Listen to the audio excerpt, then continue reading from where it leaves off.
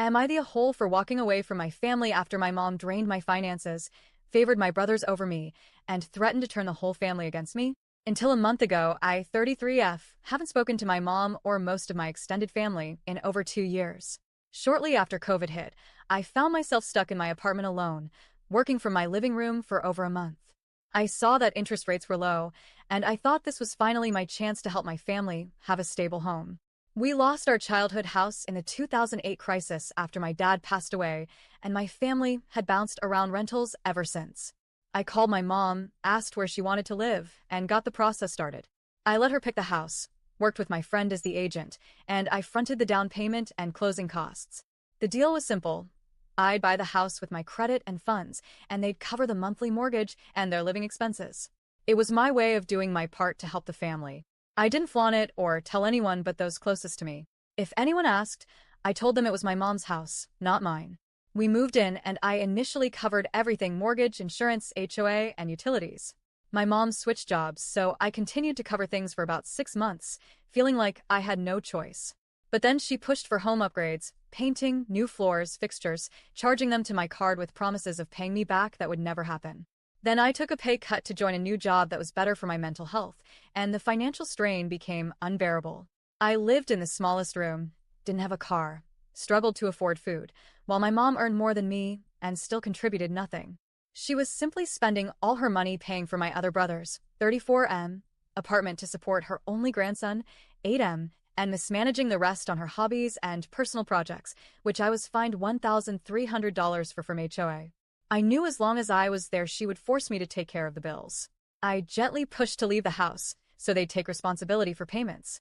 8 months after buying the home, I moved back near my work and slowly furnished a new apartment, excited to get back into a healthy routine.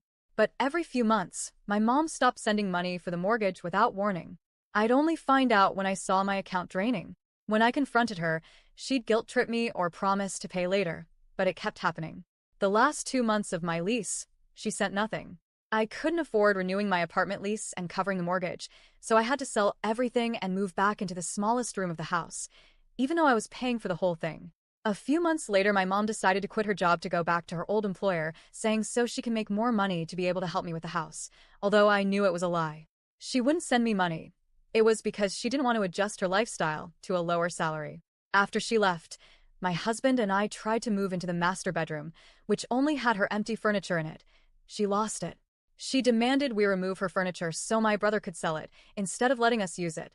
She was furious at the idea of me moving into her room and wanted to just let my brother's dogs live in that room because she wanted to do that for my brother and his girlfriend, even though I pay for the entire house.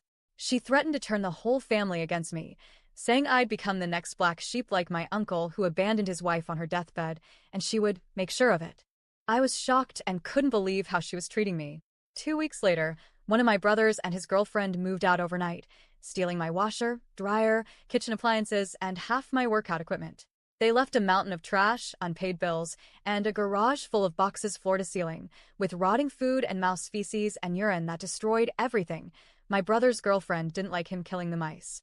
My husband and I spent days clearing it out, finding ruined family photos, mementos, generational accolades, and everything else simply destroyed. My eldest brother stayed and helped me with the mortgage every month as part of renting his room. To make things worse, my mom called my best friend and likely every family member to spread lies about my husband, saying she didn't trust him, he was using me, and probably cheating on me. She explained to her how my brothers needed more help than I did, and insinuated that I was selfish for not being willing to pay for everything, even though I couldn't afford it, nor did she explicitly ask me to take on that responsibility. Only my best friend told me what she was saying about me. Not one family member called to check in on me or hear my side. They just told her to let me learn from my own mistakes, but I could feel their judgment whenever I was around their presence. Through all of this, my husband was my rock. He poured himself into fixing the house, supporting me emotionally, and helping me stand my ground. Our first years of marriage should have been about love and adventure, but instead, we were stuck with a home we didn't choose and a mountain of problems we didn't create. Without him, I might have kept sacrificing myself to my family's toxicity. When I blocked my mom and my brother with a girlfriend, I made it clear to my other brothers that without an apology, I'll never speak to them again, and have been no contact the entire time.